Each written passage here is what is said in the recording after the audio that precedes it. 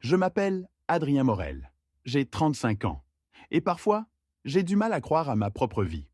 Je suis ce qu'on appelle un entrepreneur à succès, un de ces hommes dont les journaux économiques parlent avec des titres pompeux. Le prodige de la tech française, l'enfant de Polytechnique devenu millionnaire. La dernière évaluation de ma société m'a attribué une fortune de près de 400 millions d'euros. Même en le disant, cela me paraît irréel. Je vis à Paris, dans une maison suspendue au-dessus de la Seine, faite de verre et d'acier, où chaque matin je me réveille aux côtés d'Élise, la femme que j'aime plus que ma propre vie, et de Mathis, notre fils de 6 mois, une boule de lumière aux yeux d'un bleu presque impossible. Quand il rit, on dirait que le monde s'arrête. De l'extérieur, tout semble parfait. L'argent, la reconnaissance, les soirées mondaines, le vin, les sourires forcés des magazines. Mais cette perfection n'est qu'une façade, un vernis brillant posé sur un cœur fissuré. Et ces fissures viennent de loin, de mon enfance, de mes parents, André et Claire Morel. J'ai grandi dans un petit village de Bretagne, où le ciel gris semblait avaler tout espoir. Mon père, André, tenait un garage. Ses mains étaient dures, couvertes d'huile et de colère. Il criait souvent, trop fort, trop vite. Il frappait parfois. Pas parce que j'avais fait quelque chose d'horrible, mais parce qu'un verre s'était renversé, parce que je respirais trop fort, ou simplement parce qu'il était fatigué de sa propre vie. Ma mère, Claire, ne levait jamais la main, mais son regard suffisait, froid, coupant, comme une lame. Je n'étais pas un fils pour elle. J'étais une erreur à supporter. Nous n'étions ni pauvres ni riches. Nous vivions dans une maison propre, mais sans chaleur. Les repas étaient silencieux, les journées longues, les soirs pleins de rancune.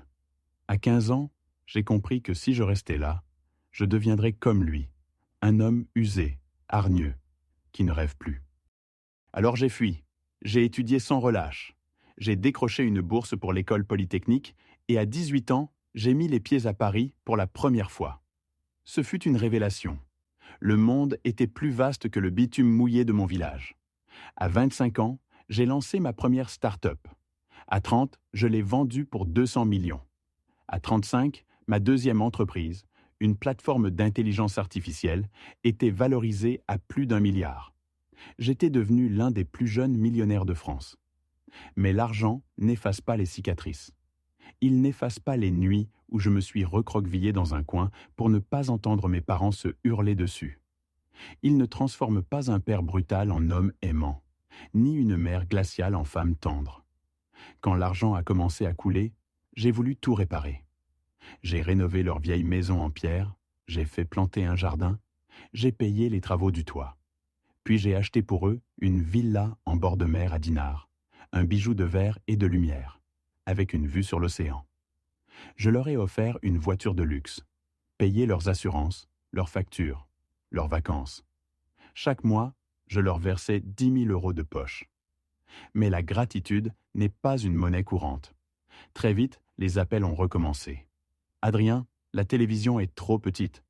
Adrien, ton père veut agrandir le garage. Adrien, tu pourrais financer un petit projet pour ta mère? Je cédais, encore et encore. Je croyais pouvoir acheter la paix, peut-être même l'amour. Mais plus je donnais, plus il réclamait. C'est Élise qui a vu ce que je refusais de voir. Ses cheveux châtains tombaient sur ses épaules avec cette légèreté propre aux femmes sûres d'elles. Son regard, vif, tranchait la vérité. Un soir, elle m'a dit doucement « Adrien, tes parents ne t'aiment pas pour qui tu es. Ils t'aiment pour ce que tu représentes, ton compte en banque. » J'ai ri, mais son rire à elle ne l'a pas suivi. Nous nous étions rencontrés 7 ans plus tôt, lors d'une conférence sur l'intelligence artificielle à Lyon. Elle était journaliste indépendante. J'ai aimé sa façon de poser les questions, directe, sans flatterie, avec une curiosité sincère. Je lui ai proposé un café après la table ronde. Depuis, elle ne m'a plus quitté. Quand Mathis est né, j'ai cru que ma vie touchait enfin la perfection. Le tenir dans mes bras, sentir ses petits doigts agripper les miens, c'était comme réapprendre à respirer. Je lui ai juré qu'il ne connaîtrait jamais la peur, jamais la solitude que j'avais vécue. Mais le bonheur, je l'ai appris, est une flamme fragile. Et le vent, cette fois, venait de ma propre famille. Le 14 juillet, fête nationale, Élise m'a convaincu d'aller passer quelques jours chez mes parents en Bretagne. Ce sont tes parents, Adrien. Peu importe le passé, Mathis doit connaître ses grands-parents. J'ai accepté à contre-cœur.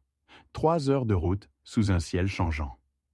J'avais le cœur lourd, comme si je retournais dans une maison hantée. La villa que je leur avais offerte brillait sous le soleil. Ma mère m'a enlacé trop fort, trop longtemps. Regarde-toi, mon fils, s'il réussit, tu n'as pas oublié ta famille, au moins. Mon père m'a frappé dans le dos d'un geste brusque. Je suis fier de toi, gamin. Je lui ai souri sans conviction. Élise m'a lancé un regard tranquille. Calme-toi, tout ira bien.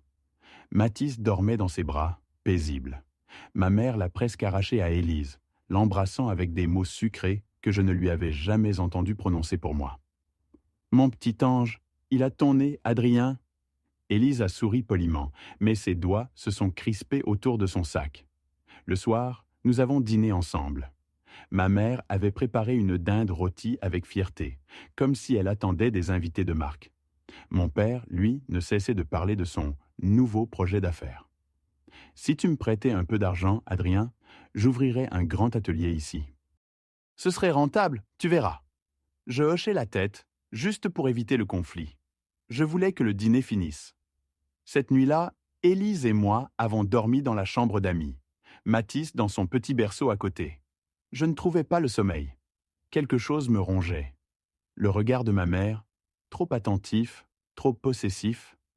La façon dont mon père parlait d'argent, encore et encore. Je me disais que je devenais paranoïaque. Ce sont mes parents, pensais-je. Ils ont leurs défauts, mais ils ne me feraient jamais de mal. J'avais tort, tellement tort.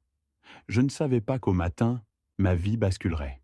Le lendemain matin, le soleil filtrait à travers les rideaux, jetant une lumière pâle sur la chambre d'amis. Je me suis levé le premier, encore engourdi par une nuit de rêves agités. En bas, j'entendais les bruits familiers d'une maison en éveil. Des casseroles qui s'entrechoquent, le sifflement de la bouilloire, les pas secs de ma mère sur le carrelage. Je descendis. Elle préparait déjà le déjeuner, dans cette frénésie qu'elle avait toujours avant une grande journée. Mon père, lui, lisait le journal dans le salon, un café à la main, les lunettes glissant sur le bout du nez. Il m'aperçut et lança « Viens donc, Adrien, j'ai quelque chose à te montrer dehors. » Dans le jardin, il avait bricolé un petit carré de fleurs, des chrysanthèmes rabougris, à moitié fanés. Il en parlait comme s'il avait créé un chef-d'œuvre. Je hochai la tête, feignant l'admiration. Dans la maison, j'entendais les rires d'Élise et les gazouillis de Mathis. Pendant un instant, tout semblait normal, presque paisible. Puis ma mère lança depuis la cuisine « Adrien, Élise, vous devriez aller chercher quelques courses. Il manque des choses pour le repas de midi. » Elle ajouta d'un ton faussement doux « Laissez-moi Mathis. 15 minutes, pas plus. Je m'en occuperai comme une reine. » Élise hésita. « Vous êtes sûre, Claire ? Il est un peu grognon ce matin, dit-elle. « Allons donc, répondit ma mère en riant. J'ai élevé Adrien, non ? Un bébé, c'est rien du tout pour moi. Allez, profitez-en pour souffler un peu. » Mon père approuva d'un signe de tête. Je sentis quelque chose se serrer dans ma poitrine, mais je n'ai rien dit. Nous avons pris la voiture, conduisant jusqu'à la supérette du village. Nous avons traîné 10 minutes à peine, achetant du pain, du vin, des légumes.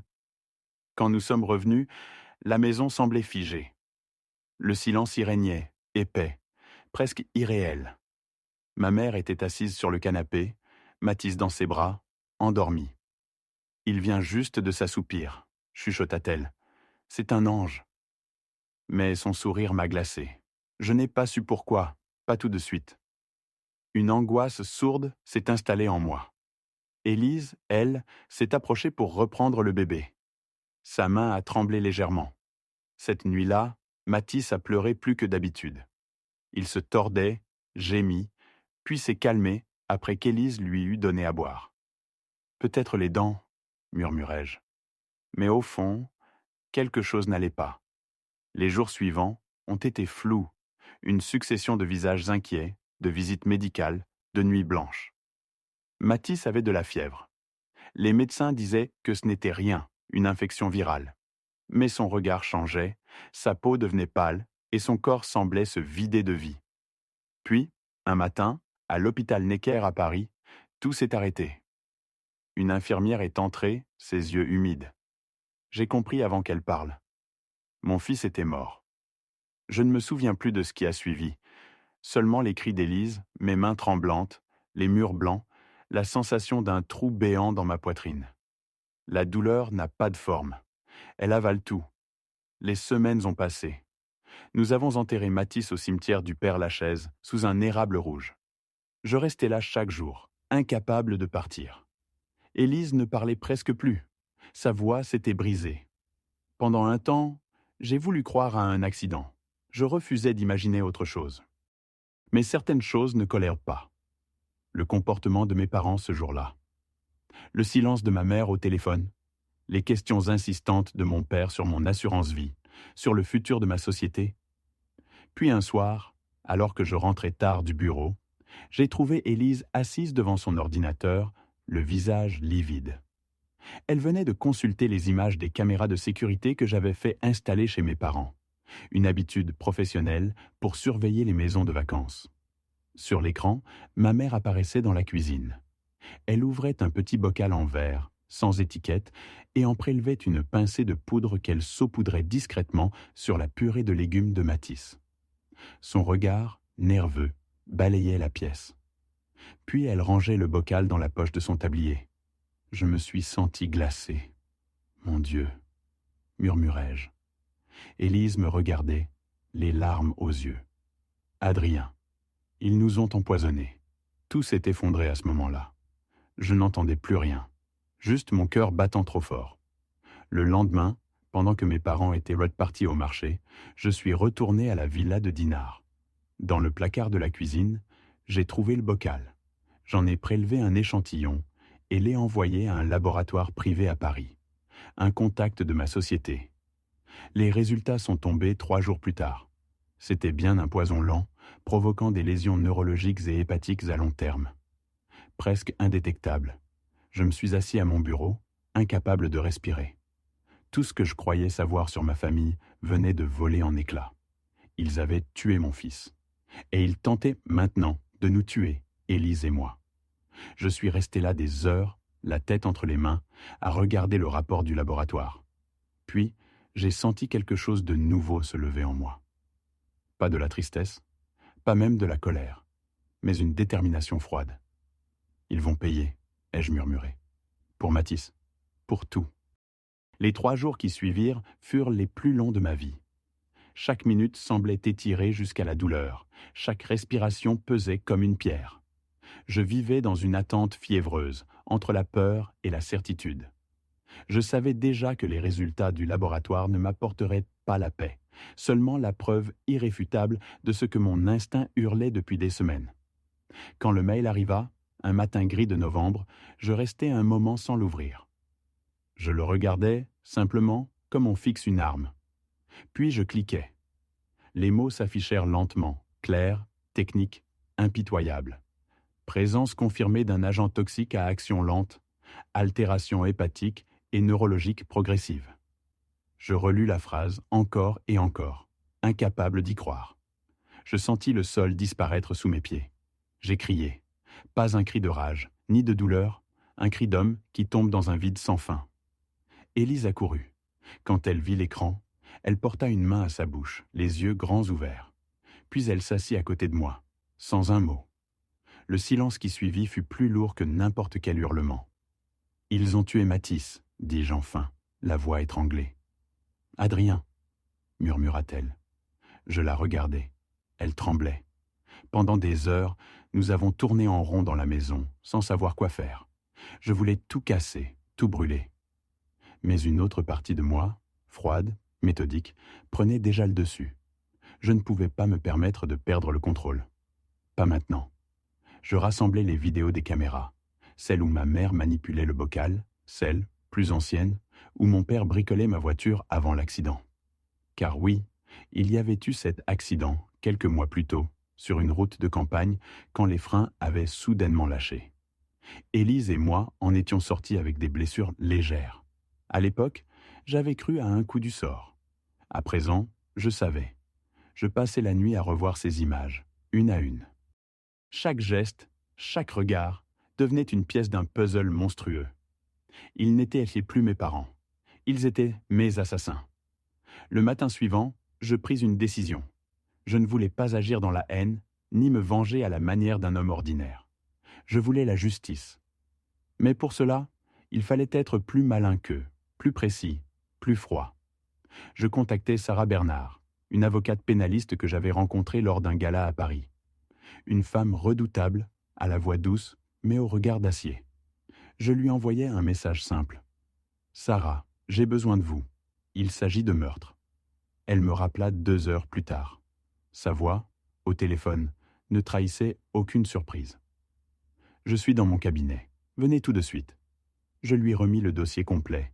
Vidéo, rapport, extrait bancaire, relevé de transfert d'argent. Elle écouta sans m'interrompre, prenant des notes dans un carnet noir. Puis, elle leva les yeux. « Ce que vous avez là, Adrien, c'est une bombe. »« Je veux qu'ils paient, » répondis-je. « Ils paieront, » dit-elle calmement. « Mais il faut le faire correctement. Nous devons organiser une confrontation, avec la police présente, pour obtenir des aveux directs. » Je hochai la tête. Elle appela un commissaire de ses contacts, le capitaine Michel Durand, un homme de confiance. Ils mirent en place un plan. Le soir même, Élise et moi étions invités à dîner chez mes parents à Dinard. J'avais accepté, jouant le fils repentant. Il ne se doutait de rien. Je sentais dans ma poitrine battre 2 cœurs à la fois, celui du fils blessé et celui de l'homme prêt à se battre. Le dîner eut lieu 3 jours plus tard. Le ciel s'était couvert d'un voile d'encre. Le vent du large hurlait contre les vitres de la villa. Élise était nerveuse, mais sa main dans la mienne me rappelait que nous n'étions plus seuls. Sarah et le capitaine Durand arrivaient un peu plus tard, se faisant passer pour des amis de travail. Ma mère avait préparé un gratin et un rôti, son plat spécial. Je la regardais s'affairer dans la cuisine, son sourire presque trop parfait. Je savais maintenant ce que ce sourire cachait. « Adrien, Élise, asseyez-vous, » disait-elle gaiement. « J'ai fait votre plat préféré. » Mon père ouvrit une bouteille de vin, toujours dans son rôle d'hôte charmant. Je l'observais. Ses gestes trahissaient une nervosité contenue. Il parlait trop, riait trop fort. Quand Sarah et Durand arrivèrent, ma mère se figea une seconde. « Un policier ?» demanda-t-elle, remarquant la plaque sous le manteau du capitaine. Je souris. « Oui, maman. Un ami. Tu sais, dans mon domaine, on en rencontre. » Nous nous installâmes. Personne ne mangeait vraiment. L'air vibrait d'une tension presque électrique. Je laissai passer quelques minutes, puis je pris la télécommande. L'écran plat du salon s'alluma. J'avais préparé la vidéo. Ma mère apparut, sur l'écran, dans sa cuisine. Le bocal, le geste, la poudre, l'ombre d'un sourire. Le silence tomba, brutal, coupant. Mon père blêmit. « C'est quoi ça ?» bredouilla-t-il. « Tu sais très bien ce que c'est, dis-je. » Ma voix tremblait à peine. « C'est le moment où toi et maman avez commencé à tuer ma famille. » Ma mère porta une main à sa bouche. « Adrien, ce n'est pas ce que tu crois. Alors explique-moi. » Elle éclata en sanglots. « Ton père m'a forcé. Il disait qu'on avait besoin d'argent. Que tu avais trop, que tu pouvais partager. » Je la fixais. Ses larmes ne me touchaient en plus. Le capitaine Durand, silencieux, avait commencé à enregistrer la scène. Sarah prit la parole. « Madame Morel, vous venez d'admettre avoir participé à un empoisonnement prémédité. Voulez-vous confirmer vos paroles ?» Ma mère se tut, tétanisée. Mon père, lui, se leva brusquement, renversant sa chaise. « C'est faux !» cria-t-il. Il se précipita vers la porte. Durand le plaqua au sol en un geste sec, menottes sorties. Dehors, les gyrophares bleus éclairaient déjà la nuit. Ma mère s'effondra. « Je n'ai jamais voulu que Mathis meure. Ce n'était pas prévu. » Mais il n'y avait plus rien à dire. Tout était fini. Ils furent emmenés dans la nuit, menottés, tandis que le vent du large balayait les cris. Élise s'effondra dans mes bras. Je n'avais plus de larmes, seulement un vide immense. La nuit de leur arrestation, je n'ai pas dormi, ni Élise. Nous sommes restés assis dans le salon, les lumières éteintes, à écouter le bruit du vent contre les vitres. La mer grondait au loin comme une bête prisonnière. Je n'arrivais pas à comprendre comment deux êtres humains, mes propres parents, avaient-ils pu franchir une limite aussi absolue. Je repensais à mon enfance, les repas glacés, les regards durs, les cris de mon père. Mais jamais, jamais, je n'aurais cru qu'ils iraient jusqu'à la mort. Et pourtant, les preuves étaient là, implacables. Mon fils, mon petit Mathis, n'était pas mort par malchance. Il avait été sacrifié. Le capitaine Durand m'avait expliqué que la justice serait lente, mais solide. Ce genre d'affaire prend du temps, avait-il dit. Mais avec les vidéos, les rapports toxicaux, les aveux, ils ne s'en sortiront pas. Le lendemain, l'information avait éclaté dans la presse. Scandale familial en Bretagne. Un couple arrêté pour l'empoisonnement de leur fils et la mort de leur petit-fils. Les journaux, les radios, les chaînes de télévision s'étaient emparés de l'affaire. Mon nom était partout. Adrien Morel, entrepreneur à succès, victime d'une tentative d'assassinat par ses propres parents. Je détestais ces mots. Je détestais cette lumière froide de la médiatisation. Je voulais juste disparaître. Mais c'était impossible. Les reporters campaient devant notre immeuble parisien. Des caméras cherchaient à capter le moindre geste, le moindre regard. Les voisins murmuraient dans les couloirs. Élise, elle, s'efforçait de rester droite. Elle parlait peu, mais quand elle le faisait, c'était pour m'ancrer dans le présent. « Adrien, on doit tenir. Pour nous, pour lui. » Elle ne prononçait presque jamais le nom de Mathis. C'était encore trop douloureux. Pendant les semaines suivantes, nous avons tout revécu. Les auditions, les reconstitutions, les confrontations. La gendarmerie de Saint-Malo nous convoquait régulièrement. Chaque fois, je revoyais leur visage. Mon père, impassible, méprisant. Ma mère, éplorée, jouant la victime. Un jour, lors d'une confrontation officielle, elle m'a dit « Adrien, je te jure que je ne voulais pas. Ton père m'a obligé. Je n'avais pas le choix. » Je l'ai regardé dans les yeux. « Tu avais le choix, maman. Tu aurais pu dire non. Tu aurais pu sauver ton petit-fils. » Elle a baissé la tête. Plus un mot. Le procès a été fixé pour le 5 mars de l'année suivante, au tribunal de Rennes. L'attente a été une torture. Chaque matin, je me réveillais avec cette angoisse. Et si quelque chose tournait mal? Et si la justice échouait? Mais Sarah, mon avocate, était confiante. Elle préparait le dossier avec une rigueur glaciale. Les experts médico-légaux confirmèrent le poison. Les enregistrements vidéo étaient clairs. Même les appels téléphoniques interceptés entre mes parents montraient leur cupidité. Ils parlaient d'héritage, de part d'entreprise, d'assurance vie. Les mois ont passé. Entre-temps, Élise et moi avons quitté Paris. Nous ne supportions plus la ville, son bruit, son regard curieux. Nous avons loué une petite maison à Honfleur, face à la mer. Les marées rythmaient nos journées. Le silence nous guérissait, lentement. Mais chaque soir, avant de dormir, je voyais encore le visage de Mathis. Son rire, ses yeux, et le vide. Le jour du procès, la cour était pleine. Journalistes, curieux, famille. Les flashs crépitaient dès que nous avons franchi la porte. Élise tenait ma main, tremblante mais déterminée. Elle portait une robe noire simple, sans bijoux. Moi, j'avais mis un costume sombre, celui que je portais à l'enterrement de notre fils. Quand mes parents sont entrés, escortés par les gendarmes, la salle s'est figée. Ma mère semblait avoir vieilli de 20 ans. Mon père gardait ce masque froid, ce regard vide que je connaissais trop bien. Le président du tribunal, un homme sec et précis, prit la parole. Audience du tribunal correctionnel de Rennes. Affaire numéro 1473. Morel contre Morel. Le procès dura 4 jours. 4 jours d'enfer. Chaque minute rallumait une blessure. Les experts vinrent déposer, les médecins légistes, les chimistes, les enquêteurs. Les vidéos furent projetées sur grand écran. La salle entière retenait son souffle. Quand l'image de ma mère manipulant le bocal apparut, un murmure parcourut le public. Moi, je fixais l'écran sans ciller. Je voulais graver à jamais ce moment où toute illusion s'était brisée. Sarah plaida avec la force tranquille d'une lame. Ce n'est pas seulement une affaire d'héritage, dit-elle.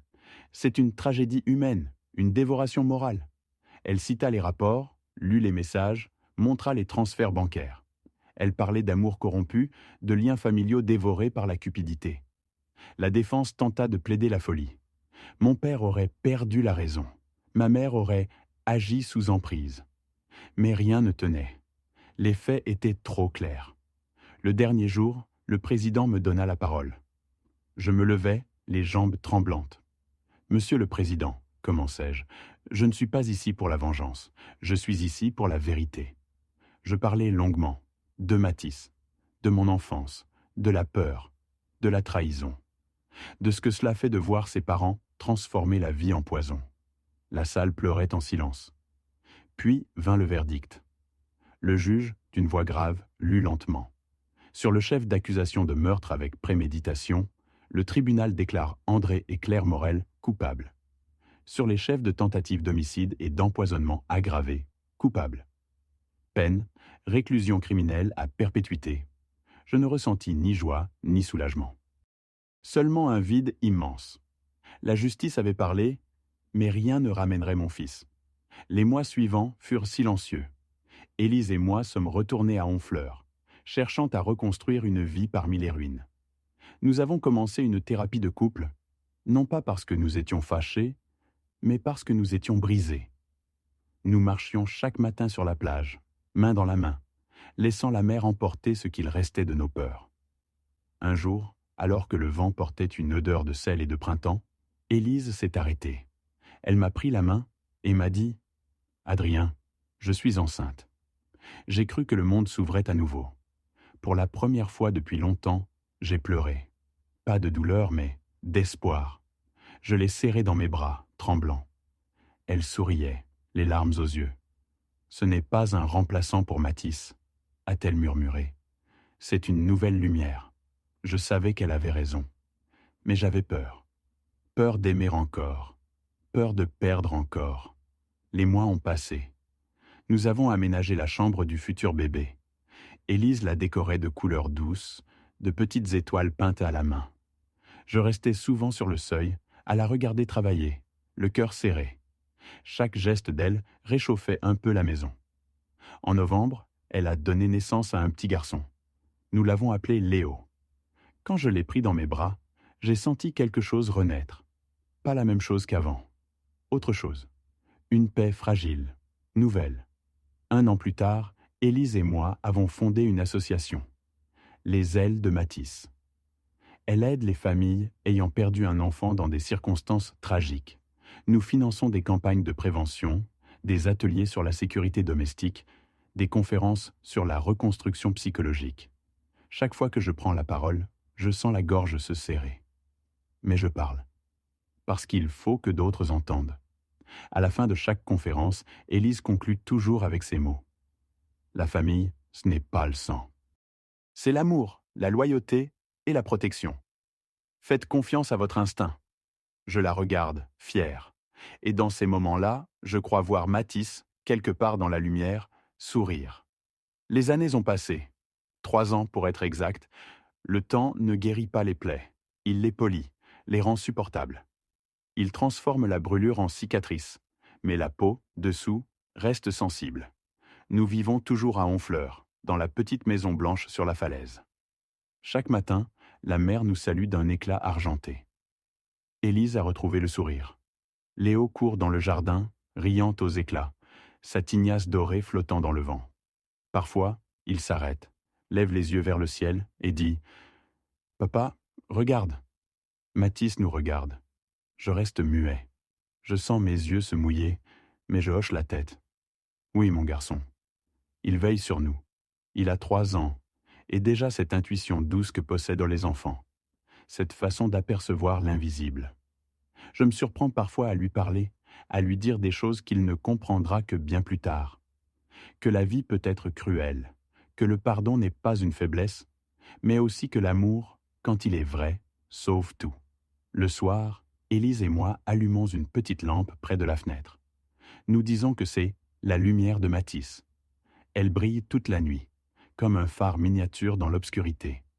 C'est un rituel, une manière de lui dire qu'on ne l'a jamais oublié. Un jour de juillet, exactement le 14, la fête nationale, nous avons décidé de retourner à Dinard, là où tout avait commencé. Ce n'était pas une décision facile, mais j'en avais besoin. Je voulais affronter les fantômes, les regarder en face. Nous avons pris la route à l'aube. Léo dormait à l'arrière, serrant son doudou contre lui. La mer se dessinait à l'horizon, bleu pâle sous le ciel d'été. Quand nous sommes arrivés, la villa de mes parents était vide depuis longtemps, vendue aux enchères après le procès. Les nouveaux propriétaires l'avaient entièrement rénovée, repeinte en gris clair. Elle semblait méconnaissable. Je suis resté devant la grille, immobile. L'air sentait l'iode et la mémoire. Je pensais à cette journée tragique, à ce court instant où j'avais laissé mon fils dans les bras de ma mère. 15 minutes. 15 minutes qui avaient suffi à tout détruire. Élise m'a pris la main. « Tu veux entrer » a-t-elle demandé. J'ai secoué la tête. Non, ce lieu appartient au passé. Nous, on est vivants. Nous avons marché jusqu'à la plage. Le vent soufflait fort, mais le soleil était chaud. Je me suis assis dans le sable. Léo a couru vers l'eau, riant aux éclats. Élise s'est assise à côté de moi, posant sa tête sur mon épaule. Nous n'avons rien dit. Le silence suffisait. Dans le ciel, les premiers feux d'artifice ont éclaté. Rouge, bleu, doré. Les gens applaudissaient sur la digue. Pour beaucoup, c'était la fête de la liberté. Pour moi, c'était la fête de la résilience. Je pensais à la liberté d'aimer sans peur, à celle de recommencer, même après l'impensable. Le soir, de retour à Honfleur, j'ai reçu une lettre. Un courrier officiel du ministère de la Justice. Elle annonçait que mes parents avaient tenté de faire appel, mais que la Cour de cassation avait confirmé leur peine. Perpétuité sans possibilité de réduction. Je suis resté longtemps à regarder la feuille. Puis je l'ai pliée, calmement, et rangée dans un tiroir que je ne rouvrirai jamais. Je n'éprouvais plus de haine. Juste un vide neutre, comme si leur existence m'était devenue étrangère. Ils étaient morts pour moi, depuis longtemps déjà. Quelques semaines plus tard, Élise a organisé, sans me prévenir, une petite cérémonie à la mémoire de Matisse. Nous avons invité quelques amis, des familles aidées par notre fondation Les Ailes de Matisse. Dans le jardin, elle avait suspendu des guirlandes de lumière, planté des roses blanches autour d'un petit olivier. Au centre, une plaque de pierre portait simplement ces mots. À Matisse, notre lumière, notre souffle, notre étoile. Je n'ai pas pu parler. Mais quand tout le monde est parti, je me suis assis seul, sous l'arbre. Le vent faisait bruisser les feuilles. Et j'ai cru entendre le rire de mon fils, quelque part dans le souffle du soir. J'ai fermé les yeux, et pour la première fois, je n'ai pas pleuré. L'association a grandi. Nous avons ouvert un bureau à Paris, puis un autre à Lyon.